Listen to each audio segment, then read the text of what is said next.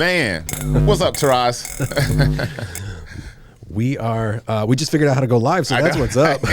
Man, with a bunch of idiots. Yeah. We've been like playing with this thing for a couple of weeks. Yeah. And we're live. Welcome to the Alpha Geek Podcast. We are your hosts. I'm Antwain Brett. And I'm Taras Denisenko. Please like and subscribe. Hit that alert to get our live podcast now, as well as follow us on Amazon, Spotify, Apple Podcasts. Yep. I want to start out by giving a shout out to Jeff Brooks Jr. He is a professional basketball player for Italy. And I ran into him, Wendy and I and the family, we went on vacation in Gatlinburg, Virginia, and I saw him in Pigeon Forge at a mountainside roller coaster. And as I was walking out to my car, I saw a very tall gentleman talking about he had his family there, and they were talking about this roller coaster, and I was like, dude, did you go on it? He's like probably 7'1", 7'2", I don't know, like, super tall, but to get into this coaster, I was like, and he was wearing a Dr. Doom t-shirt, and I was like, what do you think about RDJ being Dr. Doom? And we had a really nice dialogue about it. So nice. What's up, JB? You can go by JB. Yeah. Jeff Brooks, what's up? But I wish I befriended and got a photo with him. We just didn't get a photo. Just, talking, you're just like naturally like, yeah, cool, man. Nice to meet you. And I was like, would it be cheesy to ask for a selfie? So I kind of appreciate those interactions, man. Like when you got to imagine if you're a celebrity or you're somebody in the public eye, you got to get, at a like high level, like John Cena, people who still like to be out in public, but are so famous that they can't help but get bombarded. It got to be annoying, man. Yeah, it's got to be. It's got to be. But here's I don't know if I could see this, but here he is. That's his Wikipedia page. Yeah. Jeff Brooks. Yeah. So career history 2011 to 2012, Aurora Jesse. So this is all in Europe. But he's originally from Louisville, Kentucky. Played for Penn State. An NBA draft. Was undrafted in 2011, and then he went to Europe and has been playing in Europe. Two-time Italian Cup winner, four-time Italian Super Cup winner, Euro Cup champion, Italian Serie A champion, Italian League All-Star. So, and he a baller too. Yeah, he's legit. A gamer. Oh yeah, dude. Yeah. Well, welcome to the Alpha Geek Podcast. Yeah, dude. man. We appreciate you. He's a great guy. Thanks for introducing your wife, your kids, your family. They were all there and just on vacation. That was awesome. Man. So, yeah. Going back to the whole like being out in public, can you imagine what it's like to be Michael Jackson? Oh, jeez. Like, I think Michael Jackson actually used to like dress up, like prosthetics and everything, and to hide his identity, so he can like go out in public, and he would put on like disguises, costumes, so he can go out in public, man. Yeah. It has to be crazy, like that level of fame. Some people are here for it. They love it, they gravitate to it. I'll probably be one of those people. But man, like the anxiety that comes with having that level of like fandom, stardom. Yeah. Would you rather be famous or rich? Rich. Okay. Yeah. You don't even have to finish that sentence. Yeah. Man. Did you see Ben Affleck was being interviewed, and he was just like, yeah, people want to be famous or rich. He's like, just take the rich. Don't take the famous. That famous shit, dude. If you're famous, you're just one step away from being infamous. Yeah. Like for example, what's his name? Andy Byron, the CEO. Dude. So I know you've all heard about this because the internet is just jumping on it. I haven't in a very, very long time. I haven't seen the internet jump on somebody since Diddy, I guess. Mm-hmm. But even the internet didn't go at Diddy this hard. You had a couple little pockets of it. But this CEO, Andy Byron, I believe his name is. Yep. That like everybody's like reenacting the whole like hug at the Coldplay concert. And, like, yes. Did you see the Phillies game? Yes. That was awesome. Dude, it's like, and did you see the AI where he like pushes her like off the balcony? Yes. Yeah. There's like AIs going crazy with it, like P. Diddy and with I think 50 Cent, and then there's like Lord of the Rings like guys doing this. It's funny. People are running with it. What a fucking idiot. Oh, jeez. What an idiot, dude. It's like, you can tell how comfy they were, like the dynamics of people. How comfy they were at this concert, you can tell that had been going on for a very long time. Oh, yeah. It wasn't some shit where it just happened to be there at that time and that place where they decided they wanted it to be hugged up. They had been doing that shit for a while, man. Like that's how the like the cheating mentality kind of goes from my belief, whatever, that you do things that you're comfortable with, right? So if they were comfortable enough to be out in front of all these people, and they probably take for granted people who know who they are, right? Sure. I get it. But you out in public with the side chick and you hugged up and like Coldplay call you out, you got caught out by Coldplay. And come to find out, her ex-husband was the CEO of another company. Yes, and he was like one of the richest guys in Boston or some shit like that. Like, dude, I would imagine. Chaser. Yeah, she's King not the hustle though on her end. She's she gonna be all right regardless, and she still has a job. Oh, really? She hasn't been fired yet. My boy Andy, stepped down as the CEO of Astronomy. Yeah. But she's still there. Yeah, she's still there, and he's gonna be broke. Yep.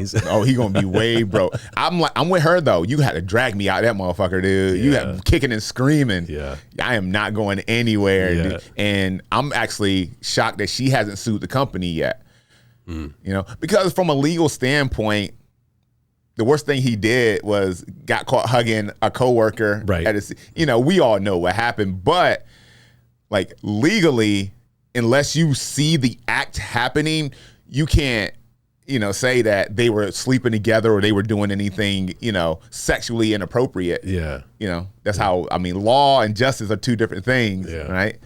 Yeah. So I think it's also kind of weird that the internet went so far with it. Like people just love to see, I don't know, just the downfall of somebody. Oh yeah, people love it, dude. Yeah. People love that shit, man. Yeah. Like we talked about a couple of weeks ago. We love as a society to prop people up and like kind of like the Phoenix story, right? And then, but secondly, we love to see them come. We'll help them along too. Yeah. Well, man, the comment sections be going off on these people, man. Like the whole Epstein thing, like that is back in the headlines, and like they're all trying to get that all published. Like, do you think really they found nothing like that? Of course not. Yeah, of course not. Yeah. But we'll never know. It's like, do we even need to know? Because it's all ugly, right? Right. It's all ugly. Like so really ugly. Yeah. So it's like we know it's there.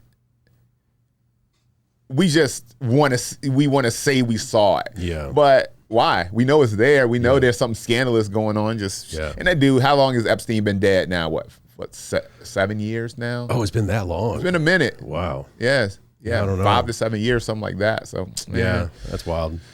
Like that shit. Rest in peace. Yeah. But well, there's accomplices, there's people involved, so they want to see. I suppose if there's more guilty party, then let it out. Like, but. If you're the wife of Andy Byron, do you get a divorce, or do you you just stay with him and just make his life a living hell for him in perpetuity? I don't know. That is her decision. And I am no person to speak on that matter. Man. Yeah. What do you think? I don't know, man. The spiteful part of me, stick around, just make his life a living hell. But, nobody wants to live, because then in turn, she'll never be truly happy herself. Sure. So, Yeah. I mean, they have a family, they have children. It's, I don't know. Yeah. Some people, men and women, they just want to see the world burn. But you figure that somebody at that level, that amount of power, influence, money, it's probably not his first time around. I would have. Yeah. I don't know. Probably. He's probably. Yeah, you're probably right. he got bold, man. Yeah, he got bold. He got bold, man. He's God, I don't care. What an idiot. Yeah. Jesus. He's up there he was dancing. He was loving every minute of it. He was hugged up. He was smelling her neck and shit. And then the Coldplay was bam, front and center. Dude, the fact that he ducked down, I feel like they made it worse by hiding, right? Oh, 100%. It was okay, we still see you, bitch. There's a bunch of people saying the thing not to, there was a million things you could have done besides that. Yeah, it would have just not ever been publicized. But yeah, exactly, dude. She turned around and turned her back to the camera, and then I guess the head, her assistant or the second in command at HR was the young lady that was beside her, and she was just laughing, like a nervous laugh. Like somebody who's laughing some shit when they know it's over. Yeah, it's like, dude, this ride was nice, but this shit is over. Do you think she's going to be like, okay, so this one's not going to work out. Who else am I going to go after? The next CEO. Dude, and while she was attractive, I mean, did she look like a CEO catcher? I mean, no hate. Clearly. No hate, but damn, dude. Wow. Yeah. Shit. The women, man. Women have crumbled societies, dude. So it is what it is. Oh man, box office recap. Superman. Yes. This is what, end of week 3, going into week 4, and right now it stands at $406 million worldwide. 253 on U.S. soil, and then overseas we're at 173 million. So pretty good. Still not Jurassic World numbers, but Jurassic World has about a 2-week bump on Superman, and they're sitting at like 658 right now. Yeah. So China was the market that it didn't get into, and supposedly I read an article that said that they were not boycotting it, but it didn't resound over there just because of whatever the tariffs were supposed to be. And then they thought the Chinese market does not like a hero story. They don't like it all being good, and like they don't like what was the quote? That there is hope for humanity. They like to see the flaw, that there is a challenge, that they like the dark.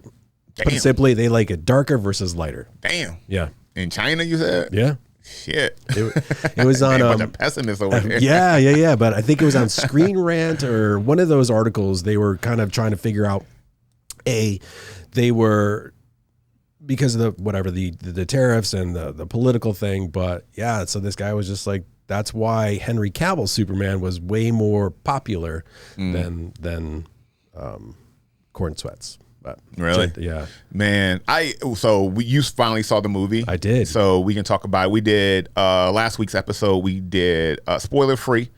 But now, I mean, it's been like a lot of podcasts that cover this stuff. They're doing spoilers after opening weekend.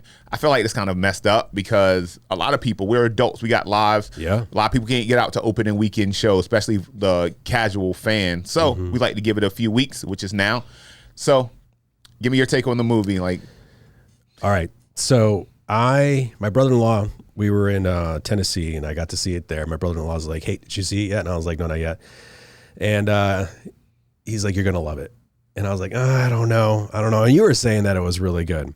So I went into the movie theater with optimism, but I didn't believe that I was going to think that he's going to be the Superman. You can't replace Henry Cavill. Opening scene, I was sold. Yeah. I was immediately sold. I thought his portrayal of Superman and just how it just even started, I was like, oh, this was the previews or the trailers had crypto already in there, but I thought it was going to be later in the movie, and that was like the opening scene. Yeah, yep. And how they did the 3 years ago, 3 months ago, 3 days ago, 3 hours ago, how they pretty much set up the film in the first 5 minutes so you can kind of get bought into it right away. So right. I thought it was great. Thought it was genius. Yeah. How they opened it, absolutely. Yeah. James Gunn is undefeated, dude. That dude knows how to make a movie. He knows how to capture, emotionally capture the audience. He knows about color. He knows about like camera angle. He just knows how to shoot a movie in a way that really pulls this emotional response out of the audience. The dude the movie was fantastic. I think for me, it was an almost flawless movie. There was a couple flaws. No movie's perfect, but for me, for what we needed this to be, going into what the DCU is now going to be, I thought it was great. Yeah, I thought it was great. The cameo from Supergirl at the end, absolutely, it was perfect because it sets up her movie, and then like Crypto is almost the bridge between the two movies, right? So, man, I'm digging it. I'm very excited for the DCU. Crypto, I thought going into there was going to be a terrible character. Like I was like, oh, this is not going to work. I don't know how they're going to make it happen. It turned out to be awesome. Yeah. And the post-credit scene of Superman on the moon with Crypto, it was it pulled awesome? At the heartstrings, like the boy and his dog kind of thing. I was like, man, that was awesome. And it was very simple. It was a very simple scene. Nothing happened. It was almost a still picture with them sitting on the moon looking at Earth and just hanging. Dude, it was, boy, like you said, boy and his dog. Boy and his dog. You know, it was very cool. I think the fact that Crypto, like in Superman, in the comic books, Crypto is a very, very obedient dog. He's like the right-hand man go-to. I'm so glad that they did this with Crypto, making him a very like rambunctious type of menace of a dog, because we've all had those dogs, right, that we love to death, but it's like, this fucking dog, dude, I mean, you come home, your shit's fucked up, you know, but you take your dog out in the backyard and play, and you love on them, and then we forget about all that. We've all had those pets. Yes. So I'm looking up right now the cast, and one of the things that I don't know who the actor was, and I'm trying to find it right now. Jor-El. It was Bradley Cooper. It was Bradley Cooper. Bradley Cooper. I did not catch that. Yeah. Like I was like, really? Yeah. It was Bradley Cooper. And I was like, oh man, like, okay. Which was kind of weird. I think that's one of the things when I said this movie has a couple flaws. I think that was one of the things, almost like fan service that no one asked for. Yeah. Just having Bradley Cooper because we'll probably never see him again. Right. So it wasn't a huge role and it wasn't a huge thing. And so it was like, that's why I was surprised. I was like, really? They got Bradley Cooper to play Jor-El.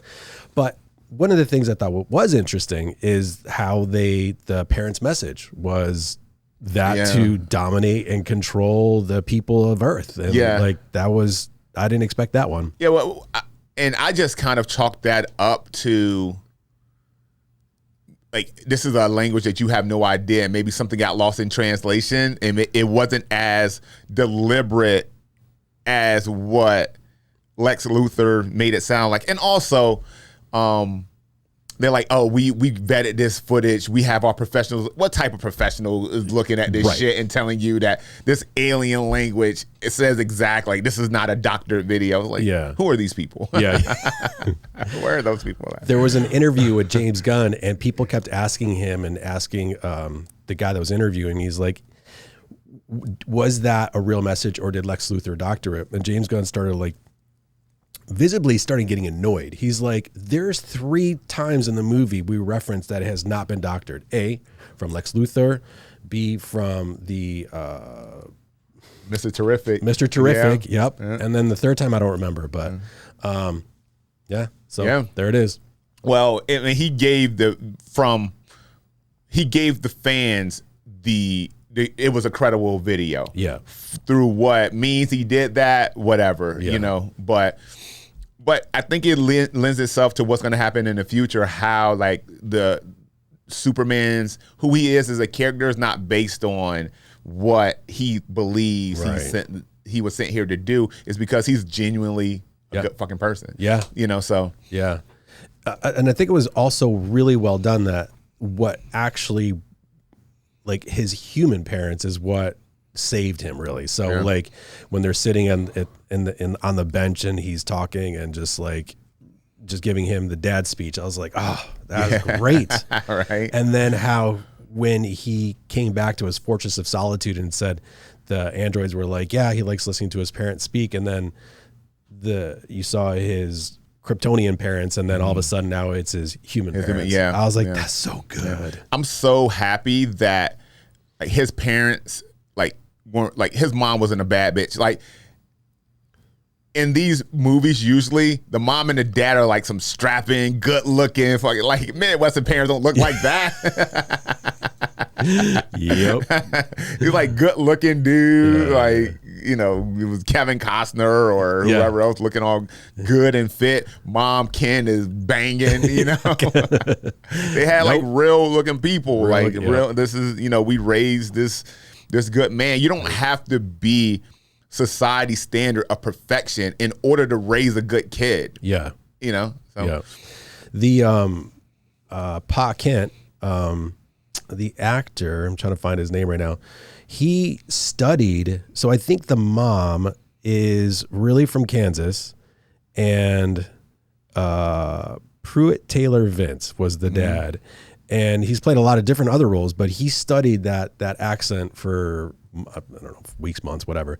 But he really wanted to capture and embrace the Midwest and that whole accent. Yeah, so that was cool. He was awesome. He was in Constantine. Yeah. Oh, he was? Yeah, he was Constantine's the friend that was the minister. Okay. And he ended up like drinking himself to death accidentally. Oh. Yeah, he's in Constantine. So he was in another DC movie.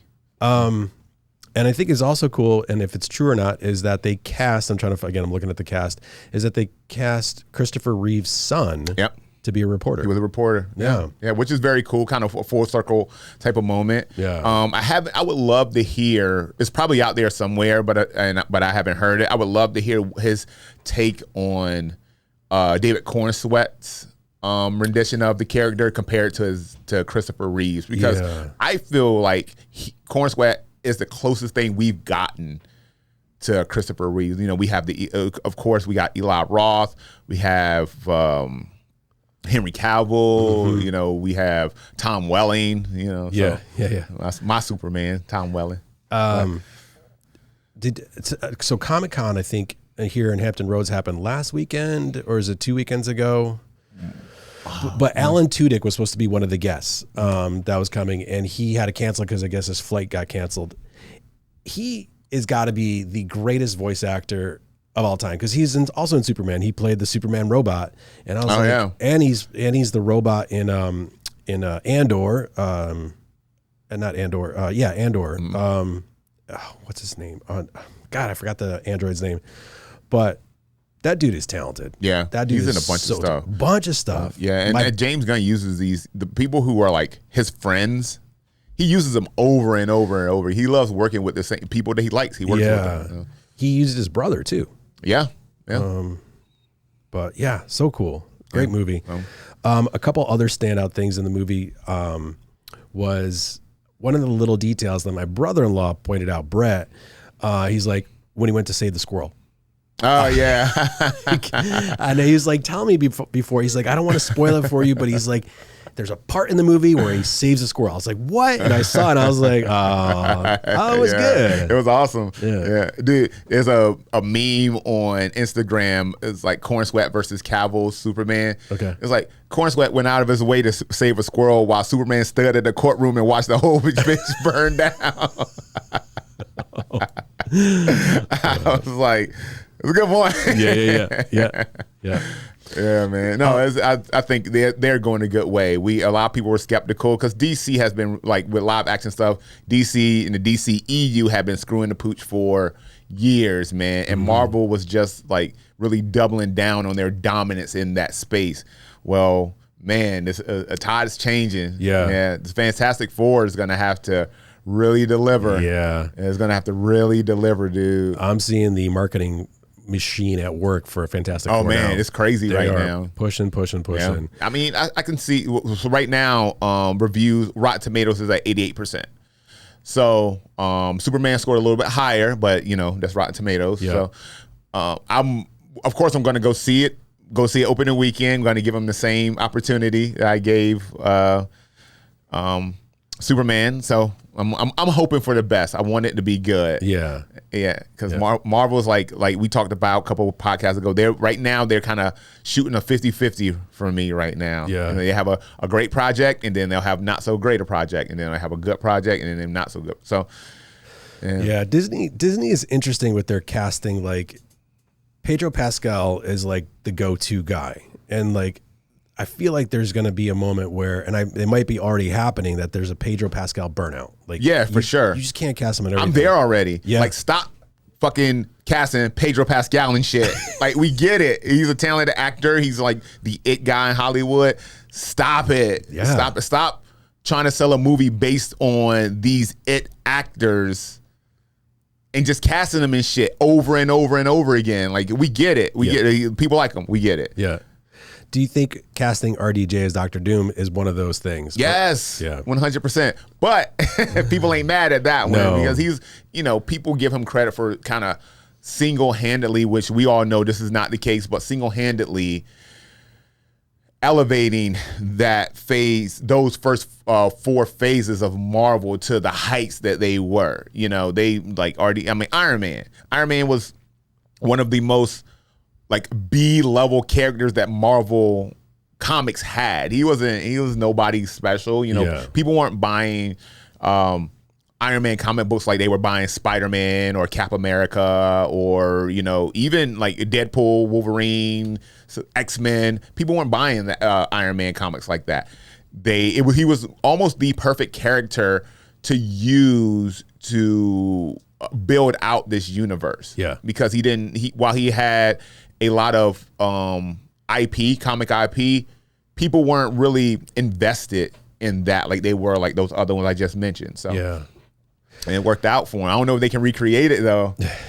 I don't know. Yeah. Fantastic Four is big. Yeah. In the comics, they're big. So you can, the fans, I feel like the fans are going to have an expectation of what they want this movie to be and what they want these characters in this movie to be. And I just hope that Marvel delivers. Yeah. I'm also curious why they would cast not only Pedro Pascal, but like if this is like the beginning of Fantastic Four, why do you cast an older guy to be like, Mr. Fantastic? If this is the beginning, shouldn't it have been younger? Well, I mean, even in the comic books, when we pick up where Fantastic Four are, Reed Richards has always been older. Oh, he has. Yeah, he's always been older. So that's right, because he's always had that gray streak. That's right. Yeah. Yeah, he's always been older. So that's accurate. Okay. Yeah. But we'll see. I'm hoping for the best. I want to watch it. Yeah. I wanna see it. I read a couple things where people talking about Tron and the casting of Jared Leto and what a massive. We already talked about how Jared Leto is just kind of not that great. Yeah. And why they're taking this massive movie, this massive budget, and casting somebody who is not going to bring people to the box office.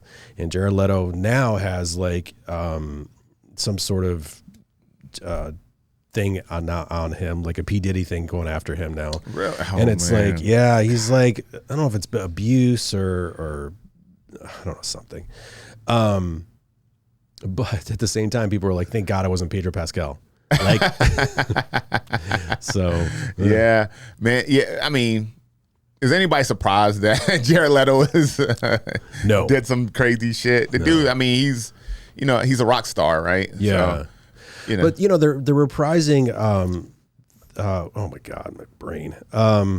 They're bringing back. Let me pull it up on the computer. Tron Legacy, Tron Ares. They're bringing back Jeff Bridges. Jesus. Jeff Bridges to reprise his role. Why wouldn't they bring back the original, or not the original, but the actor from the last movie to kind of play that? Oh, because that was what's his name from The Notebook? He was in the last one, right? I'm gonna pull it up right now. God, why am I forgetting that dude's name? We forget shit like it's like going out of style around here, dude. While I'm pulling that up, I am gonna go into we'll do a split screen for this one. You probably know about this BPC 157. Have you heard about that? No, what is that? It's a supplement. Oh shit. Yeah. And this is not an infomercial, we promise. It's not. What does it do? It's a peptide, and it's supposed to help with brain function. Really? Oh, I thought you were about to say make your dick big or something like that. Give you some. No, we don't need any of that.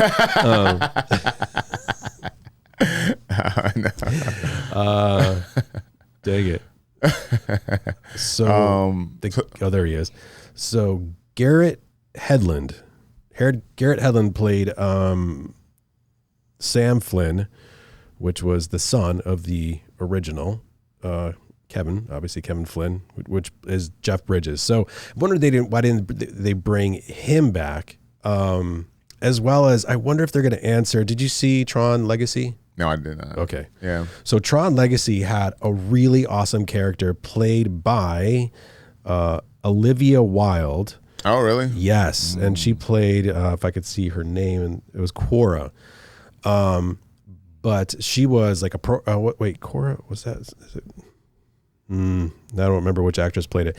But it was like she was she was kind of like getting awareness, like she was a program, but she was becoming self-aware. And it was like this amazing thing that was happening in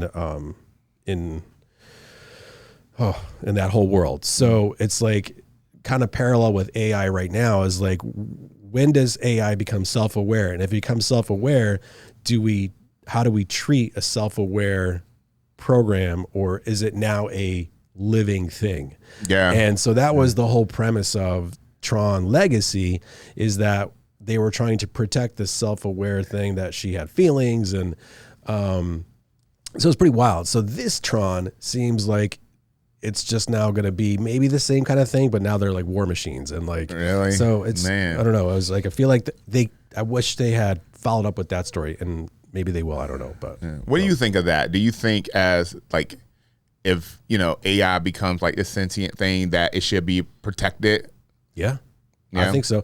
I think any living thing should have some sort of protection for sure. Yeah.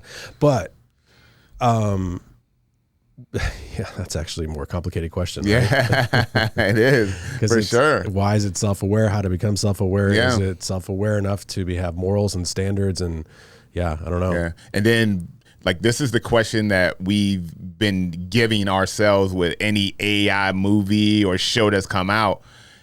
Does it view mankind as a virus, as a threat? Right. And then does it, seek to eliminate said threat? Yeah. So the bigger problem with AI is not AI in itself. It's people running the AI and programming the AI. So there was a gentleman that was being interviewed that was really deep into AI, and the guy posed that same question. He's like, should we be afraid of AI? And he's like, well, you need to answer that question 2 ways.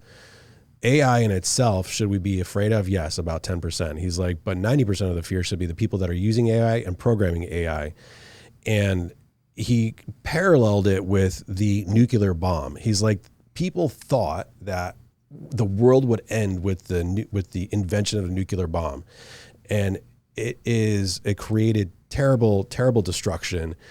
But in the end, the world is still here and we're still all alive. So the threat of a nuclear war is still there, but it's not, it's the people that use it. So he kind of compared it to that. So I don't know if that's he's in AI, so he obviously is going to know more about it. But so that's the more immediate threat. But now that Grok 4 got released and now it has all this ability, and within 6 months to a year, it's even going to be that much more advanced. So have you played with Grok yet? Not yet. Man, it's almost scary. Really? Yes, dude. Did some stuff. Actually, yesterday I did some stuff on Grok looking for just questions I need answered about inpatient versus outpatient care for, nonprofit for, addiction and stuff like that. Yeah. And I was like, it came up, it like basically created the entire form, the program, the layout, the format, like the timetable. I was like, yeah, thank you. Wow. I was like, thank you.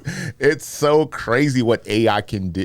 And this is the infancy. This is the very, very, very infancy of it. Like we haven't even scratched the surface of what this stuff can do, man. It's scary. It is going to, people are saying, will it change our lives? It's already changed our lives.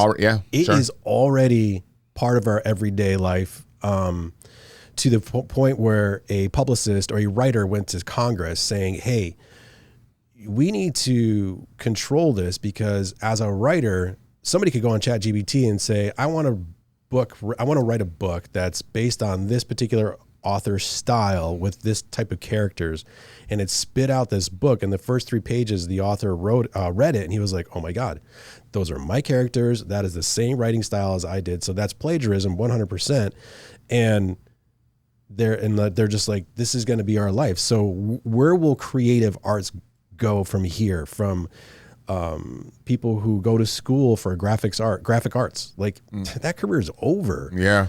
So prompting is going to be the new thing, and there's an agent in ChatGPT or Grok or whatever that will have, so you can set up these crazy, just to nerd out for a second, you could create out these crazy chains, workflows of these different agents that will produce, whether it be a graphic or a video or music, and then it'll farm it out to all social media or whatever thing that you want. And it'll all run at the same time. And you could look at these different agents and program at the same time while these things are working it out. I was just like, holy cow. So I'm listening to this. I'm kind of getting into AI stuff. Just it's fascinating to me. It's so fascinating. It's nuts. Dude. So, but yeah, it's wild. So it is part of our life now. And like people who are looking for careers now and who are like involved with whether it is writing or art or music, whatever, you have to really consider and understand AI before, if you want to make a career out of it. Like I think that's a big thing. But that's the next career path that's coming up. Like these people who can interact with AI in a way that, you know, like a trainer type of scenario where you can, you know, teach classes, courses, and be able to maneuver through like the ever growing landscape of AI, right? That's what, you know, that's going to be a job. And a lot of these companies are going to have to create positions that are exclusive to, you know, AI marketing, like, you know, so the interesting thing about AI too is, I just lost my train of thought, that AI wouldn't lose its train of thought. AI don't do that, man.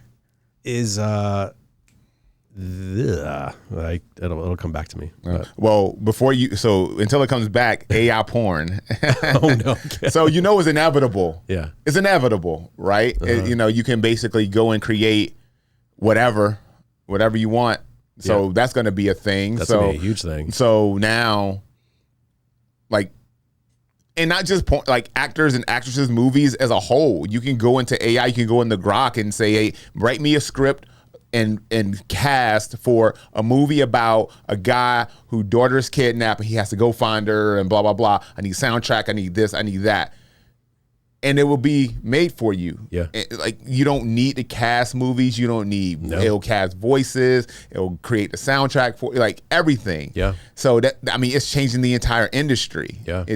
And again, we are just in the infancy of it right now. Yeah. It's going to be nuts. I will say, because I use ChatGPT mostly, and ChatGPT does have a lot of walls or restrictions in place where if you say, can you make an image of, let's say, some actor? Well, it'll basically say, if you put in somebody's name, it will not create that image. It's like that is in breach of somebody's personal rights. So it's really interesting that how some AI platforms will kind of monitor it while others don't. While YouTube right now will no longer monetize AI content.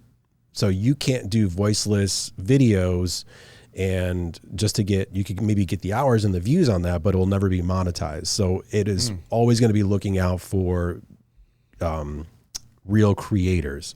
Spotify, on the other hand, this past weekend, I was listening to an AI band. Freaking awesome. I didn't know it was an AI band. And I'm listening to this music, and Rick Beato, who's another big music YouTuber, he's the one that brought it to my attention. And I'm listening to it, and I played it for my family when we were in Tennessee. And I was like, what do you guys think of this band? Everyone loved it. They loved it. I was like, can you believe it? It's AI. And they're like, no. So yeah, man. But to his point, to Rick Beato, he was saying that even though if you're using AI to make music, you still have to understand what makes music. And you can prompt it all you want. You can say, I want this general song to be like about Antwain and Taras having a podcast in this room in this cool building that we are in Virginia Beach. And it'll make it, write it, do all that, but it'll be pretty plain, pretty boring. It won't be like something people like, yeah, that's awesome. So, but it does have limitations some. Yeah. But, you know, being able to build it out in a specific way and make it more, specific to whatever subject matter you're coming up with is, I mean, it's coming. Yeah. Well, to your point, like what you were saying is that people's careers will be now based on prompting or knowing how to use AI. Right. So. Man, well, we'll see. Yeah. We'll see. Last weekend, we had a bunch of fights, a lot of fighting. My boy, Dustin the Diamond Poirier retires. Yeah. He retired. He went out with an L. Yeah. I put money that he was going to win it. Yeah. But, we all know. But Max, Holloway, blessed Holloway is a monster. He's a beast. He's been doing it for a very long time. And I thought that Poirier was a little bit more, like kind of, they were here. But Max delivered. He won. Was it by decision or? By decision. Split? No. I think it was majority decision, actually. Okay. So don't quote me on that. Okay. But, yeah. Is it true that it was that was his first Holloway was his first fight and that was his last fight? Yeah. That's pretty crazy. That's cool, right? Yeah. I think I think they fought 3 times total. Okay. But Dustin Poirier has had a great career, man. He's definitely going to be in the Hall of Fame, the UFC Hall of Fame at some point. I just wish he would have went out with a W. He went out. He didn't stay too long. He didn't wait till his body had broken down. His brain had broken down so much to where he couldn't function. He got a lot of other stuff going on from a monetary standpoint. So, that's how you get out of the game. You got to have a exit strategy. And he did. And, so I wish him the best, Dustin. So, yeah. There were what other fights were there? Pacquiao. Yeah, Pacquiao came back. What? He came and fought as a Bardos. Why am I mispronouncing? I'm mispronouncing his name for sure. But pull it up. I think Pacquiao won. I had them both on, and so I was jumping back and forth between the two, and we were playing poker, and we had a couple shots. So but Pacquiao was doing well. He was the jab was just like he was getting kind of eaten up by the jab a little bit. Was it Barrios? Barrios, yes. Yeah. Barrios is a much taller fighter, and so his jab was very effective. Okay. But, Pacquiao delivered, so. Battles Mario to majority draw. What does that mean? And so, that majority draw bullshit. That's weird. So, basically, the fight is a draw between 2 of the 3 judges. Oh. And then the third judge scored it as and correct me in the comments if I'm wrong, but the third judge scored it as a 1-round win for one of the other fighters. So it ends up being a majority draw. Comment on that. Some BS. It's BS. That's why I always felt that we should have 5 boxing judges, and for MMA for that matter, we need to have 5 judges instead of 3. So, which would potentially give you the same problem, but it wouldn't happen as often. Yeah. Nowhere near as often. So yeah. Yeah. Well, they always say don't leave it to the judges. Yeah, true. Pacquiao, man, but how old is Pacquiao? 40, yeah, 3 years old, something like that. And my man still came back, and he's been laid off for what, 4 years? Wow. So, and I don't think he needs the money. He's 46. 46. So yeah, man, Pacquiao almost 50 years old, bruh. Dude. A year younger than me. It's crazy. Man. And he out there throwing knucks. I still think Tyson could have beat Jake Paul. Is Jake Paul still fighting? Didn't he just fight not too long ago? Yeah. Oh no, he was supposed to fight. Oh no, he did just fight. Yeah. There's he won. You know, but there's a rumor that he's supposed to be fighting Badu Jack coming up, which is I don't think that's a good idea for Jake. Oh no, no, Jack is a monster, dude. Okay. So I would love to see that fight. Yeah, I would love to see. I think Jake might hold his own for a round or two, but Jack is he's been fighting for a very long time. He's big, he's strong, he's fast, he's still in great shape. So, man, do you think Jake Paul's a real boxer? Are you on that camp yet? Yeah, Yeah. I think he's done it enough to where now, real boxer based on going out in a boxing match and performing, sure. But he definitely hasn't fought like top tier opponents. Yeah. So until that happens, Yeah. But everybody can't fight top tier opponents. These are, so. But was his rise to fame something that the boxing community respects, or is it more like, man, he's a chump, he's just got money? Yeah, I think it's kind of like a 50-50 split. Okay. Half of the boxing community feels that way. Yeah. Like he's just, his status as a YouTuber and stuff kind of, expedited his popularity in boxing, and now he's reaping the benefits. Yeah.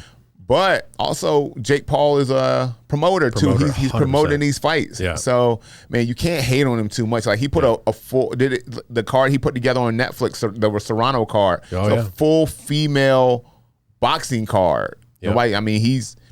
Nobody's done that. Yeah. So, yeah. I would imagine like for the sport, you just revitalized something or opened it up to a whole new audience. Sure. So which boxing needed. Yeah. Like his gates. I mean, he's been having these huge gates, and people can say that they're novelty fights or they're, these just entertainment. These are not real boxers. But the gate, but by doing that, he is drawing attention to more what we traditionally, professional boxer, what we expect professional, like Canelo and Crawford, Yeah. That's going to get a lot more fanfare because of Jake Paul, people are just generally watching more boxing. Yeah. So, yeah. That's cool. Yeah, I mean, fuck it. Like, give it up, dude. He's making money for himself. He's bringing popularity to the sport. He's giving, Serrano, a female fighter, headlining a Netflix card with a gate of over, like 7 or 8 million buys. Yeah. That's just the gate, the number, the Netflix numbers. When was that going to happen? Right? Yeah. So, Clarissa Shields, she wasn't able to do it, and she's probably the best female boxer today, right? She wasn't able to do it. Yeah. So, man, you got to get a man credit where it is. Like, he ain't gonna step in there against Canelo or like somebody who's actually gonna, beat the shit out of him. Yeah. It's not gonna happen, but that's okay. Sticking with professional sports, what's your opinion on the WNBA and how they're saying pay us what we deserve, what we just get, like more money or whatever? Like, so there's like this past weekend, one of the games, they were saying, I can't remember what it was, just give us what we're owed or pay us more money or whatever. And there's like a handful of superstars that are bringing like attention to it, like a Jake Paul bringing more audience to the sport. So I don't know. I watched the highlight, and it could be just certain clips that this guy made that just definitely didn't look like the WNBA players were very good. Yeah. They were like bricking stuff, and I was like, oh my God. Man, you about to get me in trouble. But I'm going to be honest with y'all. So I think your value, your money, your paycheck should be based on the value that you bring to whatever industry you're in, right? Absolutely. If you're one of those, if you're like, a Caitlin Clark or Angel Reese, like these players who are putting butts in seats, right, and people are coming to games to see them, yes, you should be getting paid more. But what you get paid is a reflection of what your job or your foundation or the WNBA has available to pay you, right? Yeah. And the WNBA ain't selling out arenas. No. They're not, these ladies, I think there's a bunch of very, very talented ladies in the WNBA. There's a bunch of great basketball players in the WNBA. But people aren't climbing over people to watch a WNBA game. It's just, is what it is. Until that, and now I think they're well on their way with the Reebok deal that Shaq just put together. He's sponsoring all these female players, and we got a bunch of great female players coming up. Female athletics as a whole is getting more light shown on it. Yeah. Whatever. It's not there yet. Right. And so I feel like you got to be patient now with all these like sponsorship deals and NIL deals and things like this going on, you can make money in the WNBA without the WNBA paying you, right? You can, there's other avenues, right? Make that happen for yourself. Like people, like these young athletes are doing it every day. We got football players that got drafted and didn't sign their contract because they make more money going back to college and making money off of NIL deals. Wow. Yes. So there are other avenues now that they didn't have when the WNBA first started, for sure. Those NIA deals, I think so what's an NIA deal? NIL deal. So basically, from my understanding, is that it gives the player the ability to pull in like endorsement dollars, almost like booster dollars, based on their likeness, based on, whatever they want to do. Like the NCAA didn't allow this to happen 5 years ago. Like a player couldn't make money on this likeness in the NCAA. You couldn't take any money at all if you were a college player and, an NCAA player. You couldn't make no money. There was nothing. High school kids can get NIA deals 100%. And they're making bank on it. Yeah. Wow. Yeah. Some of like the more popular high school players are making millions of dollars before they even go. Like college is like, okay. All right. Wild. Like there's so many options now, man. It's nuts. Yeah. So, wow. Yeah. Like, but get your money. The NCAA spent so much time and effort to stop these kids from making money because their free education was, that's your payment, right? I get it.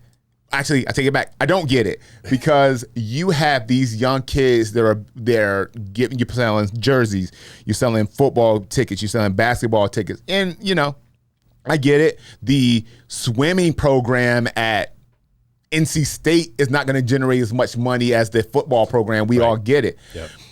But at least give these players and these young student athletes the ability to make money on their own. You can't even have, as a quarterback, you can't even have a YouTube channel if you're in college. Oh. And you monetize it, now you're making money. Yeah. Now you're in violation of whatever NCAA rule. It's bullshit. Yeah. Like, I get that the NCAA doesn't want to pay these kids for going to school. Okay. A lot of these kids have the ability to make money themselves. Right. Just don't hinder that. Yeah.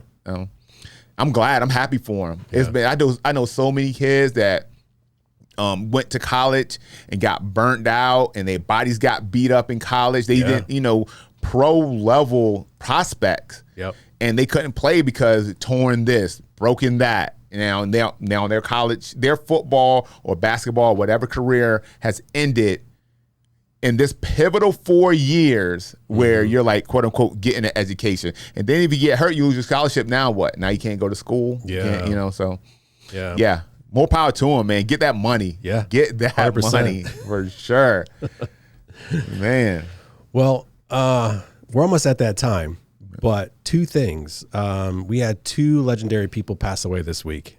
Oh, man. Malcolm Jamal Warner. Yes. Sad news. God, and just today, as of recording this on July 22nd, Ozzy Osbourne. Oh, Ozzy died today? Yes. What? I think just a few hours ago. Really? Dude, man. Crazy. So that is nuts. Yeah. And evidently the story with Malcolm Jamal Warner was that he drowned trying to save his is that son. What it was? Yeah, he was on a family trip to Costa Rica. Yep. And I guess somebody fell in the water and he died trying to save the son or daughter. I'm not sure the gender of the child, but yeah. Wow. That was terrible to hear that about him because he was, Theo Huxtable, bro. Like he was he was the brother we all grew up with. And he was in Suits too. I know you dig that. Yeah, he was the counselor, the jail counselor in Suits. Yeah, man. He had been all up and down in movies, TV shows. He had, he's been on screen since he was 14, 13 years old. Yeah. So, man. Yeah, man, that's rough. It's rough. And then Ozzy just had his Back to the Beginning tour, not this past weekend, but 2 weekends ago. One of the largest, I think it was 18 hours long. It was You could buy it on streaming. They had all, like Black Sabbath, all came back together and played all their original songs. And obviously with guest artists coming in, Nuno Betancourt, Sure. best guitar player in the world right now, standing in for a lot of it. And Ozzy was singing, oh my God, that song, I'm Coming Home, was one of the most emotional things I've ever seen. I think to see Ozzy shedding a tear and crying and his voice cracking and just all these metal. I mean, if you're into metal, you know Ozzy is the king of metal. Wow. He is the god of metal. And so for us metal fans, it was a huge loss for us today. But So, and this concert was when? 2 weekends ago. 2 weekends ago. Mm-hmm. Do you think they say, and I don't know how much I believe this, but they say when people, especially as they get to like a more advanced age, and but not even necessarily that they know, they can see, they can feel that their life is about to come to an end. I believe it. I believe that. I do. Man. They say it's a rush. Like all of a sudden, like the pain goes away. I don't know. I don't know if it's true. I hope my dad recently passed away. I hope that was true for him. But like, you know that you start feeling, what's the word? Almost like euphoria. Euphoria. Man. Thank you. That was the word. You feel euphoric, and then that's it. Man. So I don't know if Ozzy ever felt that. Like he probably was in a constant state of euphoria because of all the drugs he did. But But I mean, like what type of, like neurologically, what type of state was he in? Like, because he has some neurological stuff. Didn't he have like Alzheimer's I think I don't know if he had Alzheimer's or if he had Parkinson's, but he was shaking and but man, like mentally, like he was there. Was his voice like still on? I know he's a lot older now because Ozzy was what, almost 80? He's 70. Yeah, he was 78, I think. 76 or 78. I don't recall. But yeah, I mean, he sang a few songs and he still sounded like Ozzy, but they double track his voice all the time. So it's like he still has that range. He still had his range. He still had pitch. He sounded great for 76 or 78. Like, who sounded terrible was Axl Rose. Sounded horrible. Oh, God, man. it was so bad, Axl dude. Rose. Yeah. Yeah, he's been sounding bad for a while. Yeah. Yeah. My wife is going down to Morrison Farms on Thursday to see Bret Michaels. He's performing at Morrison Farms.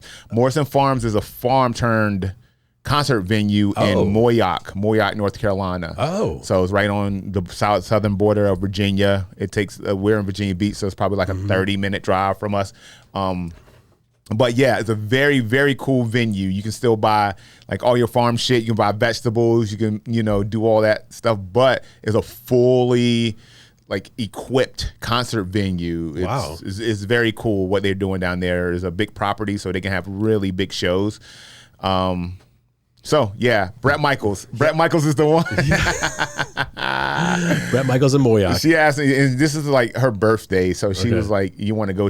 We're going with some friends, and I was like, "Babe, I love you, but dude, you want to go see Bret Michaels? The fuck no, no, absolutely not." I know, man. Do you know how many middle-aged ass like women about to gonna be throwing their big ass panties up on stage at Bret Michaels? Oh man, I don't want no part of it. I don't even want to see it. I'm good. I'm good. I'm straight. I'll tell you what though, that on your shirt, that was a show I would have loved to have seen. Oh God, Prince. Oh yeah, dude. Man. That's tragic. Yeah. Prince, Michael Jackson. Yep. Yeah, I would love. Yeah, I would like those two. My goal for this year was to go see bands like that are aging out. Like I'm a big Def Leppard fan, so I'm like this August Def Leppard is touring with Extreme, two of my all-time favorite bands. They're going to be playing at the amphitheater, and in Metallica. I want to go see Metallica before they're done. So. All right. Well, if you want to see Bret Michaels, he'll be. Oh man. Yeah. One thing I do want to cover. I want to talk about this a little bit off subject, but so I had an aunt. I have a very big family. My aunt is in the process of looking for a home. Okay. Right. So she asked me, because I do like real estate investing and stuff like that. She called me. I was like, what should I do? What's my first step? I was like, first thing you need to do is find a loan officer. And it's partially my fault that I didn't give her a direct connection to a loan officer that I know. But it was like we were kind of moving and, we didn't get a chance to get too in depth. So I was like, find a loan officer first before you do anything. Don't like people in real estate, they see the house, they want the house, so then they call the agent, right? Great, cool. But that's the only avenue in the world that we actually think we can get the thing before making sure we have the money to get the thing, right? Yeah. So I was like, call an agent or call a loan officer and get approved. She calls me back like 2.5 days later, crying, so like super upset. Right, that this like loan officer that she called, I forgot what company. Actually, I just remembered, but I'm not going to put them out there like that. That like because she's an older lady, and sometimes these professionals, they have a very low tolerance for older people who don't know what's going on, and because they see this information all the time and they work with the information, they take for granted that people don't know this information. Like, what my debt to income ratio should be, what, the loan to value, this, blah, blah, blah. Like, they don't know that shit, right? Yeah. And so this is just my quick, little spiel. People who are in that industry, to like loan officers and real estate, whatever, when people call you, like, I know most of your referrals come from real estate agents, I get it. But when a Joe Schmo calls you and it's like, I want to buy a home, I want to see if I can get pre-approved, you got to understand that sometimes you are going to have to explain this shit to these people like they're a 5-year-old, right? Yeah. And that's not to bag the customer. That's just saying like they don't see this information all the time. Right. And so you got to explain it to them so they understand it, so they feel comfortable working with you, right? Because you could throw a rock and hit a loan officer, right? Yeah. So be better, right? Be better at giving this information. Sit on the phone with these, especially when I'm talking about, I'm really protective over like women, girls, women. I'm a girl dad, very protected over that. I need you to understand that you giving them this information in a way that makes it like digestible for them is going to be really big. You might just make somebody's fucking day. You know what I'm saying? That this, baby, thank you for sitting on the phone with me and telling me everything I need to know. And while it's, might be a little bit of a time suck for you, might be kind of frustrating because you're being super redundant with information that you already know. Do the work. Yeah. Do the work, man. And that's it. That's all. That's all. That's all. It just kind of pissed me off because I felt like I was the one that kind of led her down that direction. Sure.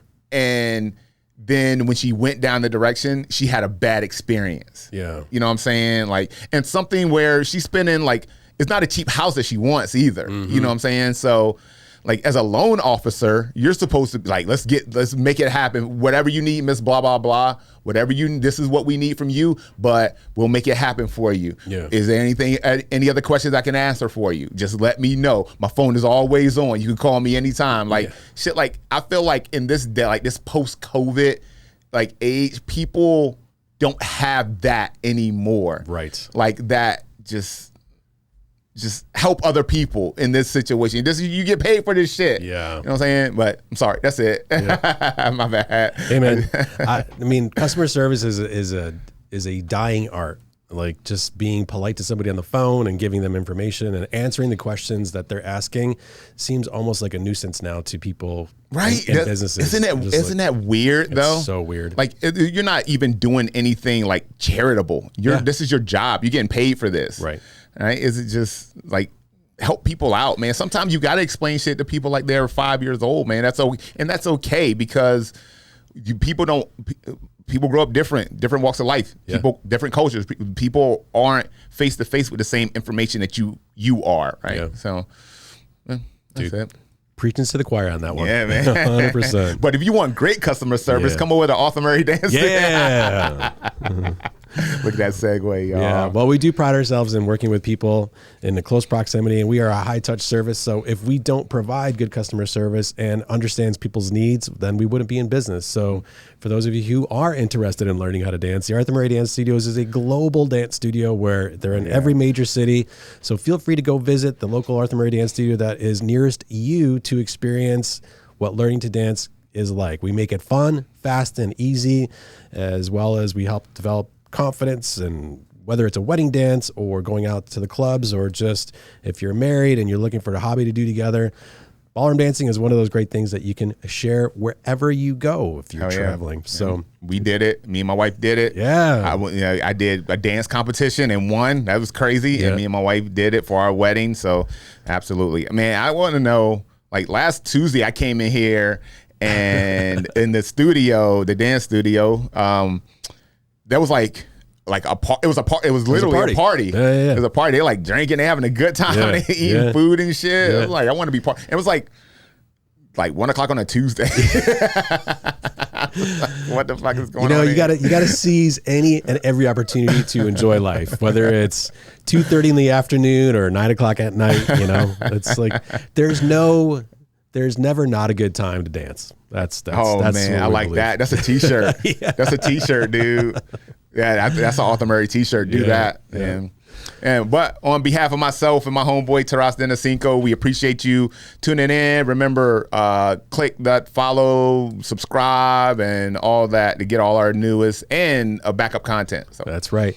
And thanks for joining us. If you were on the live stream, we had a couple concurrent viewers with us, and if you enjoy this live stream, give us a like he already said, and then feel free to comment. We would love to see those comments. We do monitor them. I am going to start monitoring. We'll monitor them as we go, and cool. See y'all later. See you. Peace.